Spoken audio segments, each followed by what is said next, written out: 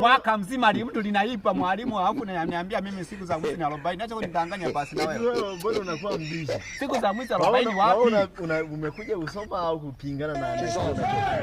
Mwalimu nifundishe kweli na mimi nielewe, kieleweke, sio kunidanganya. Unanifundisha siku za mwisho 40. Wanasema siku za mwisho ni 40. Inamaanisha kwamba unapoiba kuna siku utakamatwa. Sio kwamba siku za mwizi ni 40. Sasa tunasema kwamba siku za mwizi ni 40. Toka lini wewe mwalimu, acha huo. Asumani, mbona Asumani liko linaiba tu? Asumani linaiba.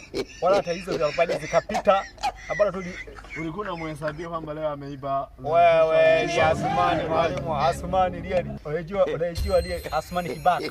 Unajua Asumani kibaka wewe. Unaanza kuniambia mambo yako. Asumani mwalimu, Asumani sasa Asumani. Wewe. Sikia. Siku za mwizi ni 40. Unanielewa? Mwalimu, mbona Asumani mwalimu, mbona hata alikuwa linaiba hata hizo 40 zikapitiliza. Wewe elewa. Alafu nikifika mwizi ni 40. Umenielewa? Nikifika kwenye ukuta sawa, ninafanya wewe. Allah! Siku za mwizi. Allah!